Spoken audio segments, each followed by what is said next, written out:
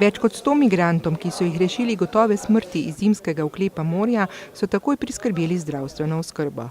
انقاذ عدد 114 مهاجر غير شرعي من طرف عن طريق خفر السواحل الليبي والهيئة الدولية الطبية هنا لتقديم مساعدة طبية وسيتم نقلهم إلى مركز إلواء هجرة غير شرعية. Uradniki so potrdili, da je šlo za 114 migrantov, ki jih je prestregla libijska obalna straža in jih prepeljala na kopno. Na morju so sicer bili skorajda cel dan. Almost 24 hours, because they pushed us yesterday by this time, 8 o'clock yesterday. So, and again 8 o'clock, But we almost died, thanks to the Libyan navies, they help us at the sea. Our boat almost capsized, because we lost everything. It broke middle, almost all of us is going to die.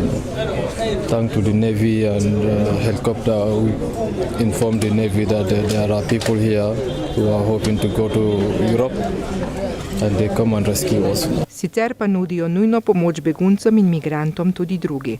Tako je libijski Rdeči polmesec oskrbel migrante iz prehodnega doma v Bengaziju. Delavci so v drugo največje mesto v Libiji prinesli odeje, oblačila in vzmetnice.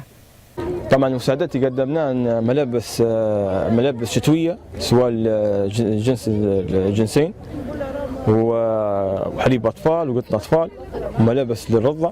طبعا في طفلين واحد 5 شهور والاخر 3 شهور وفرنا لهم حتى ملابس وفرنا لهم وجبه عشاء. تمام. طبعا هذا يعتبر كله جزء من الدعم النفسي لهم.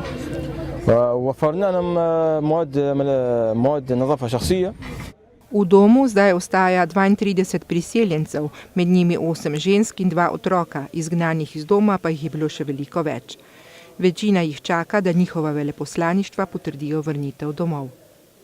بالنسبة للأعداد اللي تم ترحيلهم طبعا عن طريق المركز ديوار قنفودة من أول ما استلموا المقر بعد الحرب قريب قرابة 4000 مهاجر.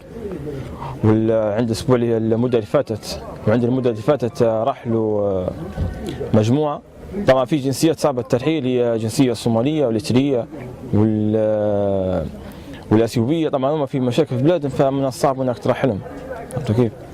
وعقب الجنسيات طبعا يتم ترحيلهم كل فترة. Prav tako danes je turška obalna straža s čeri v Egejskem morju rešila več 10 migrantov. Na čereh so pristali po tistem, ko je na poti do grških otokov potonil njihov čoln. Še vedno velja, da so jug Italije in grški otoki glavne vstopne postaje v Evropo za begunce in migrante. Današnji dogodki pa sijejo svojo tematiko tudi na sestanek voditeljev Višegrajske četverice, ki so v Bruslju napovedali 35 milijonov evrov pomoči za projekt za zaščito meja v Libiji.